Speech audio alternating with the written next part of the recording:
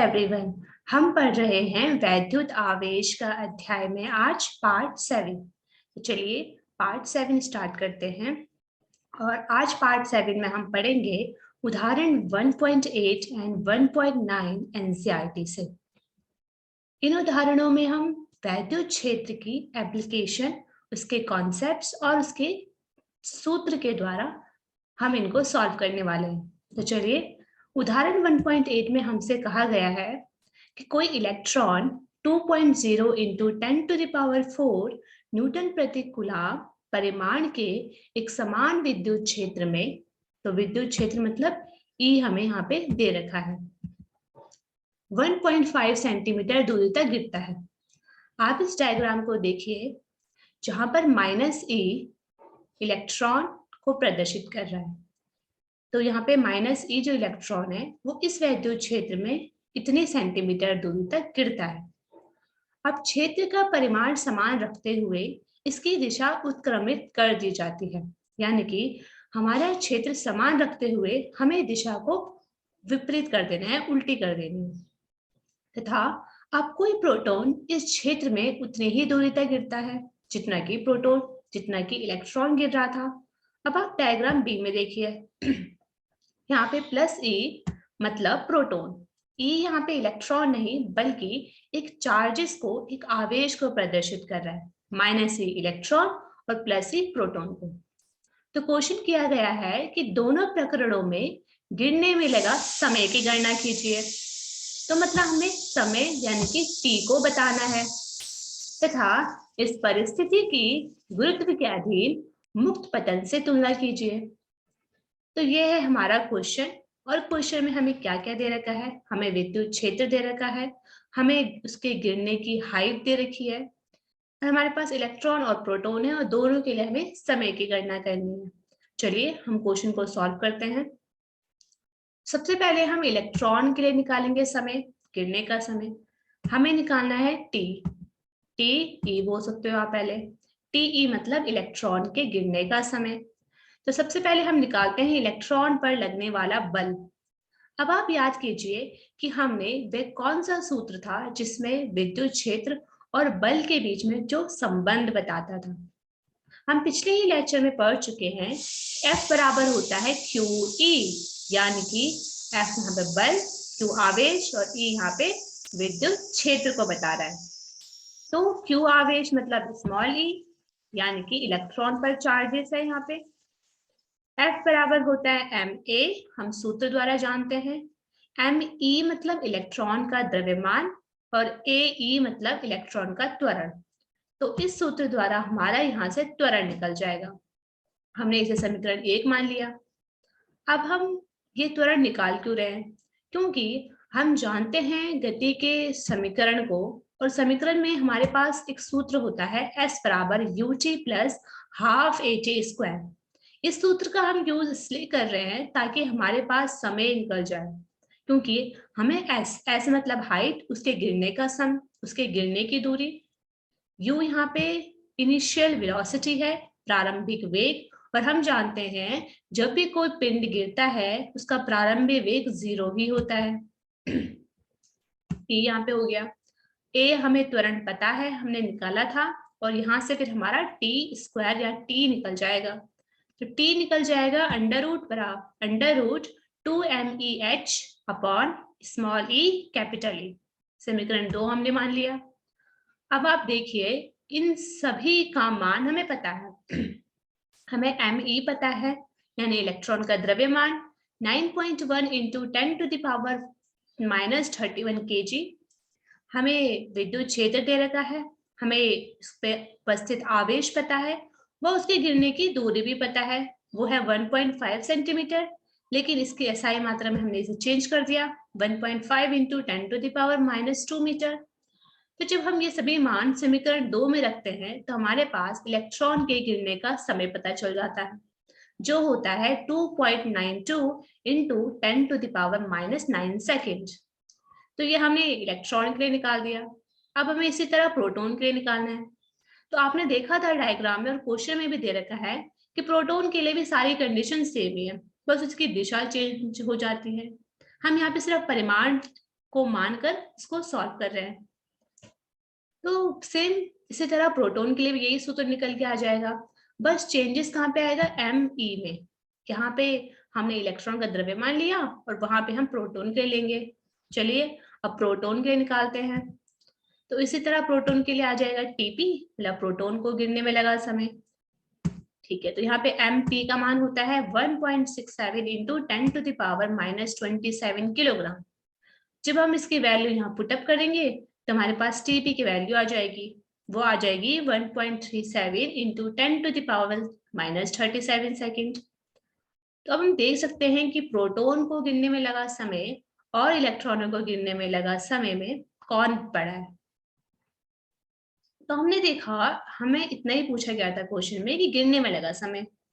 अगर हम इसका एनालिसिस करें, विश्लेषण करें, तो हम देखते हैं कि समान दूरी थी, समान विद्युत क्षेत्र था, लेकिन बाहरी कण कौन है, प्रोटॉन, वो अधिक समय लेता है। यानी कि प्रोटॉन उसी समान दूरी पर गिरने में अधिक समय लेता है। हमसे पूछा गया था कि गुरुत्व के अधीन मुक्त पतन की तुलना कीजिए। तो हम जानते हैं कि गुरुत्व के अधीन पतन में जो समय होता है वो वस्तु के द्रव्यमान पर निर्भर नहीं करता, लेकिन हमारे इस क्वेश्चन में वो द्रव्यमान पर निर्भर कर रहा था। हमने यहाँ पर गुरुत्व त्वरण की उपेक्षा की है। क्या यह न्याय संगत है? चलिए प्रोटॉन के त्वरण का हम पता करते हैं। हम प्रोटॉन का त्वरण निकालते हैं।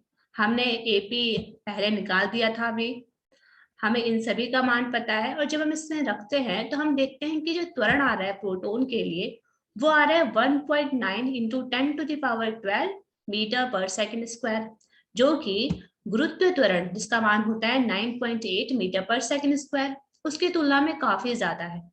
और इलेक्ट्रॉन का त्वरण हम निकाले तो वो भी इससे भी ज्यादा होएगा। तो इसलिए हम यहाँ पे गुरुत्व त्वरण की उपेक्षा कर सकते हैं। तो ये था हमारा उदाहरण 1.8, जिसमें हमने विद्युत क्षेत्र के कॉन्सेप्ट्स लगाए। तो कुछ हमारा यहाँ पे गति के समीकरण भी लगे। चलिए अब उदाहरण 1.9 देखते हैं। उदाहरण 1.9 में कहा गया है कि हमारे पास दो बिंदु आवेश Q1 व Q2 है। यहाँ पे देखिए Q1 तथा Q2 आवेश है। Q1 एक पॉजिटिव आवेश तथा Q2 एक नेगेटिव आवेश है। दोनों का मान दे रखा है, एक का मान है 10⁻⁻8 कूलाम प्लस में और 10⁻⁻8 कूलाम नेगेटिव। वे एक दूसरे से 0.1 मीटर दूरी पर रखे हैं और हमसे पूछा गया है कि बिंदु ABC पर विद्युत क्षेत्र परिकलित कीजिए। तो आप डायग्राम में देखिए, हमने तीन बिंदु है, A बिंदु, B बिंदु और यहाँ पे है C बिंदु। तो पहले इनकी दूरी देखिए, क्योंकि ये एक त्रिभुज है तो Q1 और Q2 के बीच की दूरी है 0.1 मीटर। तो हम इसको आधा करेंगे तो आ जाएगा 0.05 मीटर और 0.05 मीटर, यानी कि Q1 से A की दूरी, Q2 से A की दूरी हमें देख रहे हैं। तो उसके बाद हम B में देखें, B में कितनी दूरी आएगी। Q1 से B की दूरी तो 0.05 ही है, क्योंकि ये सेम है। लेकिन अगर हम Q2 से B की दूरी देखें तो वो कितनी आएगी, हमें पता है यहाँ से यहाँ की दूरी है 0.05, यहाँ से यहाँ की दूरी है 0.05, तो यहाँ से यहाँ की दूरी भी 0.05 है। तीनों को प्लस कीजिए और हमारी दूरी आ जाएगी Q2 से B तक की। अगर हम C से देखें Q1 की दूरी तो वो आएगी 0.1 मीटर, जो कि हमें क्वेश्चन में दे रखी है। तो हमारा काम है कि हमें A पर निकालनी है, B पर निकालनी है और C पर निकालनी विद्युत क्षेत्र। तो ये हम कैसे करेंगे। हमने पिछले लेक्चर में जाना था कि हमारे पास अगर कोई बहुत सारे आवेश का एक निकाय है तो हम उसमें विद्युत क्षेत्र कैसे निकालेंगे। तो हमने देखा था अध्यारोपण का सिद्धांत है ना, उससे हमने फॉर्मूला डिराइव किया था कि हम सभी के लिए इंडिविजुअली निकालेंगे और फिर उसका रिजल्टेंट निकालेंगे सदिश योग करके। तो हम क्या करने वाले, हम A बिंदु पर निकालेंगे पहले। तो Q1 के कारण A पर कितना विद्युत क्षेत्र लग रहा है, फिर B के कारण कितना लग रहा है और फिर उसका रिजल्टेंट निकाल देंगे। इसी तरह B और इस तरह C के लिए। तो चलिए इसको करते हैं स्टार्ट। धनावेश Q1 के कारण A पर जो विद्युत क्षेत्र है माना वो E1 है, इसका परिमाण हो जाएगा E1 है। इसके डायरेक्शन देखिए वो है दाईं ओर, ई निकालेंगे तो 1/4πε0 का मान यहाँ पे रखा गया है 9 × 10⁻⁹। आवेश का मान दे रखा है 10⁻⁻8 और दूरी दे रखी है 0.05 मीटर। इसको सॉल्व करके हमारा आ जाएगा विद्युत क्षेत्र का मान। इसी तरह ऋणावेशित Q2 के कारण A पर विद्युत क्षेत्र की तीव्रता E2 है, इसकी डायरेक्शन भी दाईं ओर है, जो कि EA के समान ही आएगा, सेम आएगा क्योंकि दूरी भी समान है, राइट। तो हमें परिमाण निकालना है। तो आप देखिए यहाँ पे जो Q1 के कारण A पर विद्युत क्षेत्र लग रहा है उसकी डायरेक्शन दाईं ओर है, इस साइड। तो Q2 के कारण इस पर लगने वाला क्षेत्र जो है वो उसकी डायरेक्शन भी दाईं ओर है। तो हमें निकालना रिजल्टेंट भी इस साइड ही आएगा उसका। तो अब याद कीजिए सदिशों को योग करने का सूत्र वो क्या होता है? वो होता है R बराबर √a² + b² + 2ab cos theta. तो यहाँ पे कितना एंगल बन रहा है? तो हम देख सकते हैं कि क्योंकि डायरेक्शन जो है दोनों की सेम साइड है, तो यहाँ पे एंगल बन रहा है 0 डिग्री और cos 0 होता है 1। तो इसलिए हमारा फॉर्मूला बन जाएगा E बराबर E1 + EA, E1 बराबर EA + EB या E1A E2A। तो बस हमें सिंपल दोनों को जोड़ना है और हमारा रिजल्टेंट फोर्स निकल जाएगा, रिजल्टेंट विद्युत क्षेत्र निकल जाएगा। ये था ए के लिए। इसी तरह हमें बी के लिए निकालना है। देखिए धनावेशित Q1 के कारण बी पर विद्युत क्षेत्र E1B जो कि बाईं ओर है, बाईं ओर लग रहा है विद्युत क्षेत्र बी पर। देखिए Q1 आवेश का है, ये है Q1 आवेश, तो बी की तरफ लग रहा है इस साइड विद्युत क्षेत्र। तो इसी तरह Q2 के कारण भी विद्युत क्षेत्र लगेगा, इसकी डायरेक्शन कुछ इस साइड होगी, ठीक है। तो हमने देखा E1 भी निकाल दिया हमने, सेम पीछे जैसे निकाला था।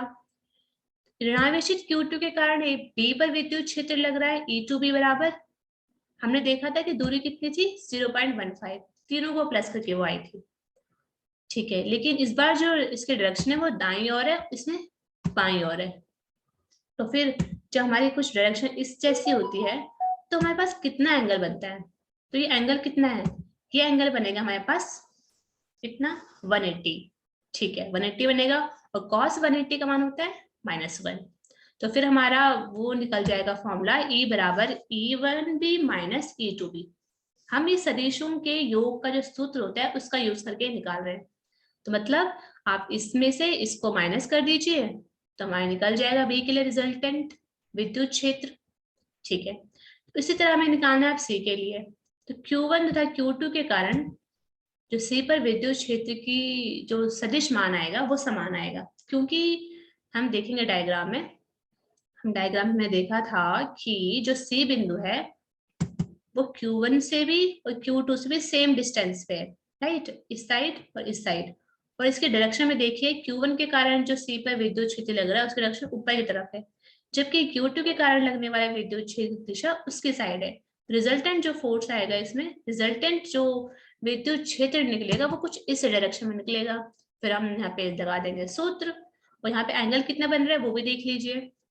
एंगल यहाँ पे हम देखें तो ये एक समबाहु त्रिभुज है, इसका एंगल 60 होता है और इसका टोटल होता है 180 और हमें चाहिए ये वाला एंगल बाहर का। तो 180 - 60 कितना होता है 120, ठीक है। तो फिर हम निकाल देंगे अब सी के लिए। तो फिर ये हो जाएगा Q1 Q2 के कारण सी पर विद्युत क्षेत्र दोनों के लिए समान आएगा 9 × 10⁻³ तथा अगर हम आप दोनों सदिशों के परिणामी सदिश का परिमाण देखें तो वो आ जाएगा E बराबर E cos π/3 plus E cos π/3, उस मान आ जाएगा 9 × 10⁻³ जिसकी दिशा है दाईं ओर। तो फिर ये था हमारा एग्जाम्पल उदाहरण जिसमें हमने ए बी और सी पर तीनों क्षेत्र, तो इन तीनों बिंदु पर विद्युत क्षेत्र के लिए अलग अलग परिमाण निकाला। तो अब हम कर देते हैं रिव्यू, मतलब हमने क्या क्या इंपॉर्टेंट जाना। हमने जाना कि समान दूरी में गिरने पर जो बाहरी कण था जो कि प्रोटॉन था वो अधिक समय लेता है, जबकि मुक्त गुरुत्व के अधीन जो होता है जब गिरने में समय होता है वो द्रव्यमान से मुक्त रहता है। उदाहरणों के समझने के लिए आवश्यक शर्तें हैं कि आपको गति के समीकरण की जानकारी व सदिशों के योग का नियम पता होना चाहिए। और नेक्स्ट हम देखने वाले हैं विद्युत क्षेत्र रेखाएं, महत्वपूर्ण सामान्य गुण विद्युत क्षेत्र रेखाओं के और विद्युत फ्लक्स के बारे में। So thank you.